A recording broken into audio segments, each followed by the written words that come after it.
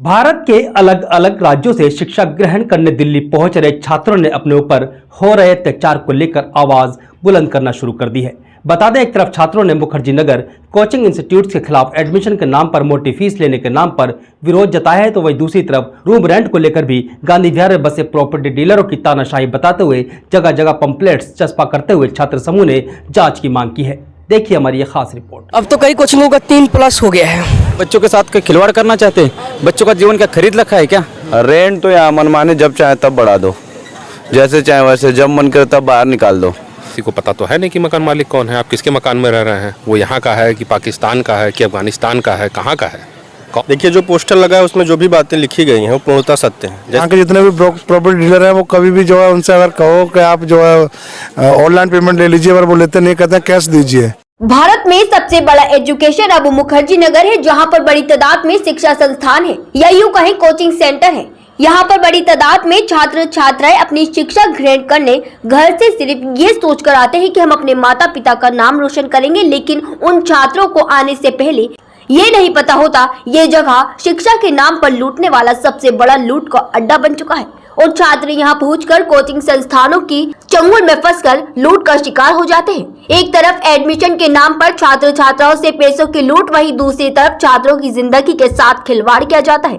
बता दें, जितने भी इंस्टीट्यूट मुखर्जी नगर इलाके में चल रहे हैं, इनके अंदर ज्यादातर इंस्टीट्यूट अवैध तरीके से चलाए जा रहे हैं।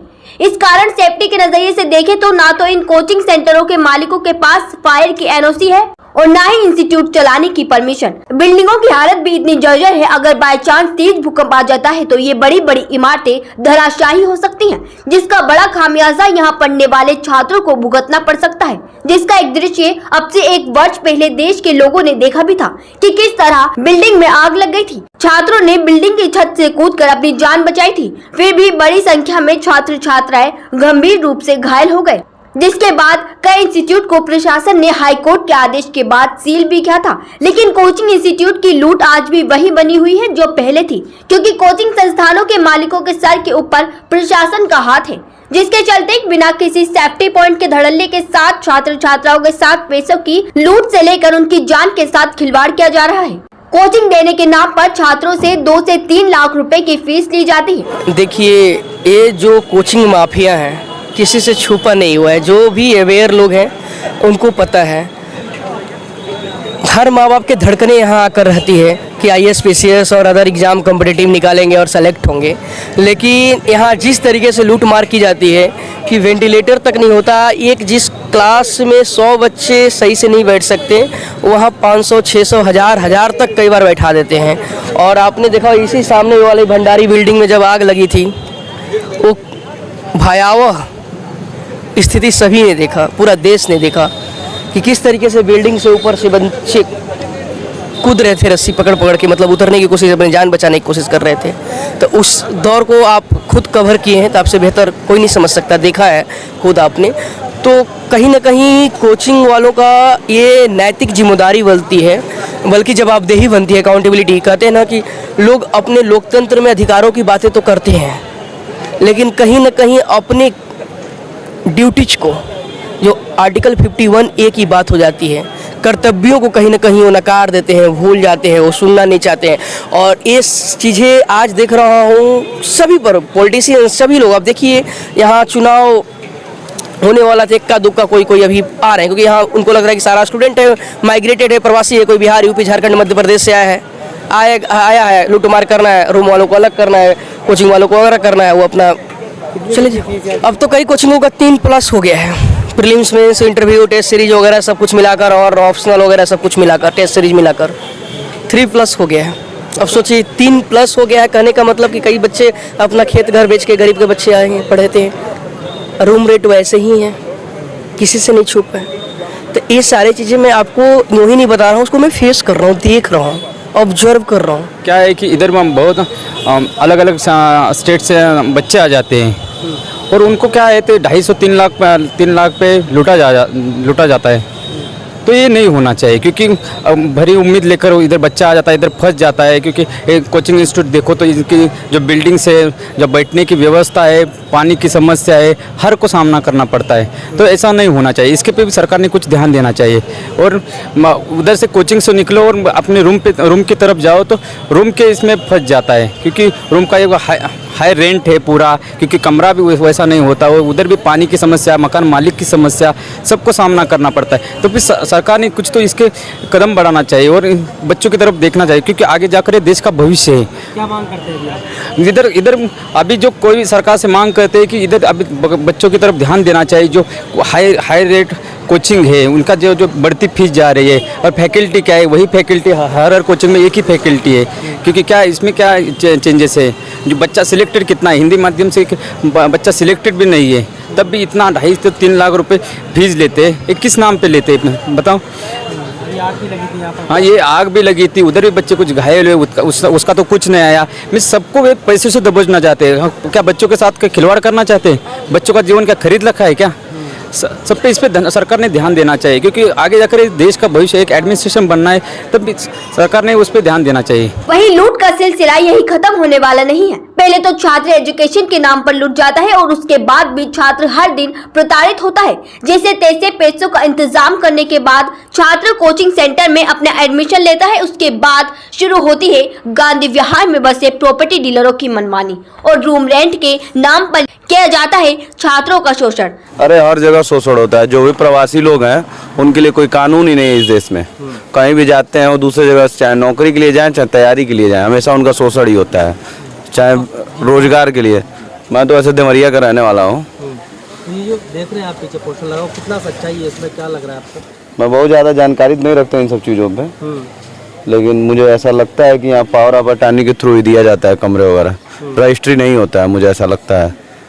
रेंट की बात करें हम तो कितना? रेंट तो यहाँ मनमाने जब चाहे तब बढ़ा दो, जैसे चाहे वैसे, जब मन करे तब बाहर निकाल दो। कोई रोकने वाला नहीं है, कोई पूछने वाला नहीं है, कोई पुलिस साथ भी नहीं देने वाला है। अभी क्या चाहते हैं वैसे? लोगों की छानबीन जांच होनी चाहिए। क्या जांच होनी चाहिए, एक नया एक रेगुलेशन बनना चाहिए, कैसे काम करते हैं ये लोग, इस पे भी किसी को तो आगे आके इस पे काम करना चाहिए। प्रवासी लोगों के लिए तो कुछ है ही नहीं, किसी भी कारण वो अपना घर छोड़ के बाहर गए हुए हैं, उनके लिए कुछ नहीं है, कहीं भी पूरे देश में नहीं है। उनको ना वो ना घर के रहते हैं ना घाट के रहते हैं, दोनों तरफ से वो छट जाते हैं। उनके साथ यही दिक्कत है।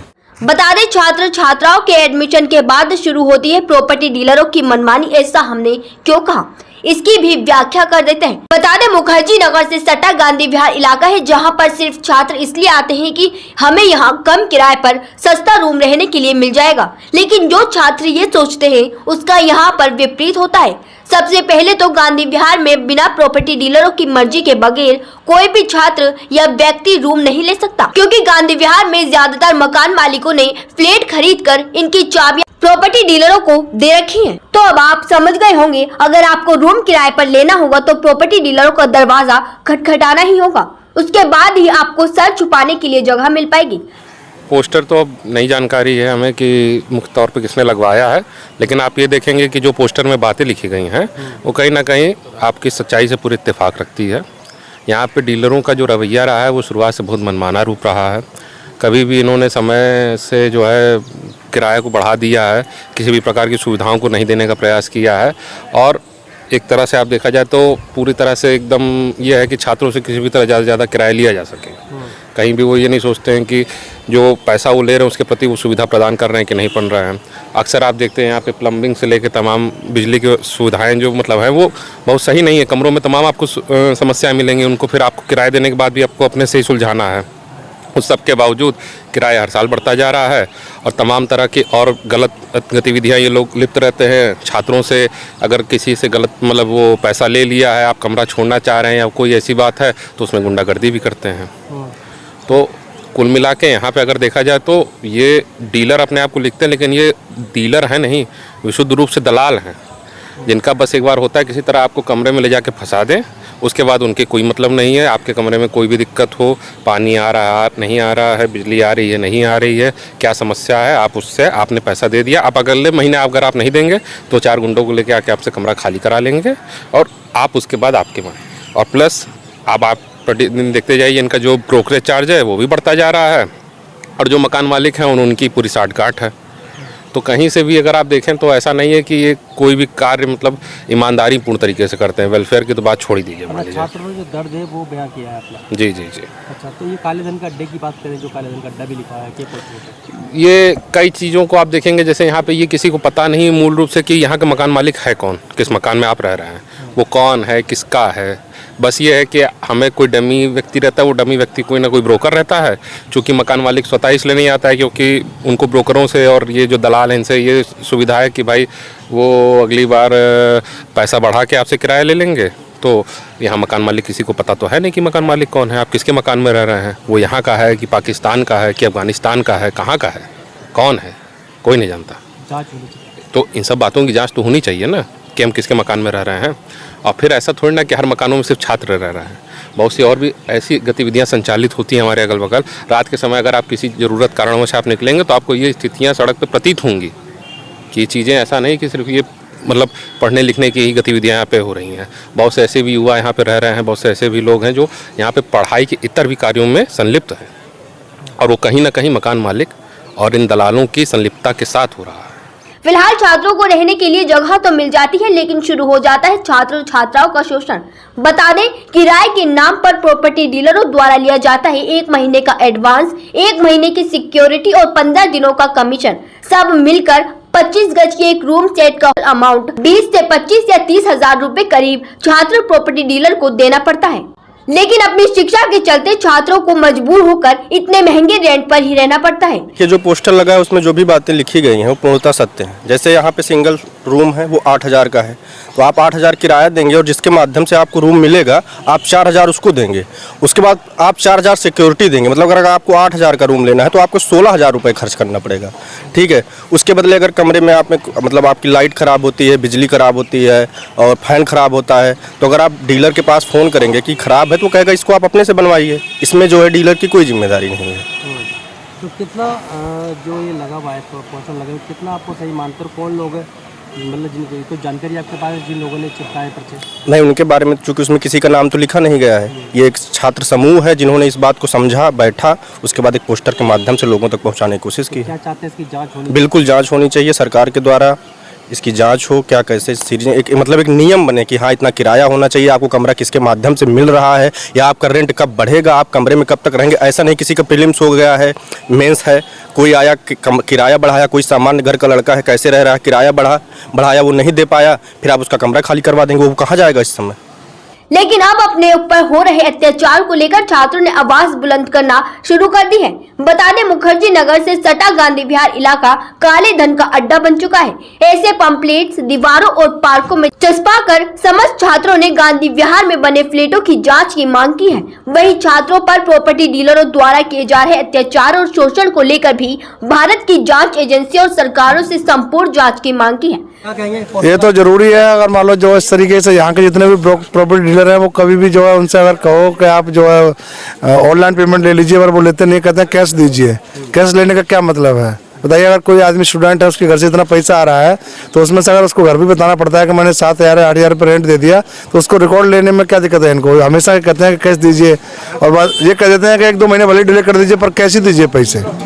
इसलिए इसकी जांच हो जाए तो ज़्यादा बढ़िया है। अच्छा, कौन लोग हैं, कोई जानकारी की किसी ने जो अरे जितने भी स्टूडेंट हैं सारे स्टूडेंट कहते हैं कि जो है हमेशा किसी ब्रोकर के पास जाते हैं, डीलर के पास जाते हैं, कहते हैं कि भाई जो है आप इसको ले लीजिए, कैश दे देते हैं आपको पैसे, तो लेते नहीं है कभी भी। ये कहते हैं कि नहीं जो है ऑनलाइन देते हैं तो कहते हैं कि नहीं कैश दीजिए, कैश दीजिए। यही सब मुद्दे हैं और क्या है। जांच होनी चाहिए? जांच होनी चाहिए, क्यों नहीं होनी चाहिए जांच।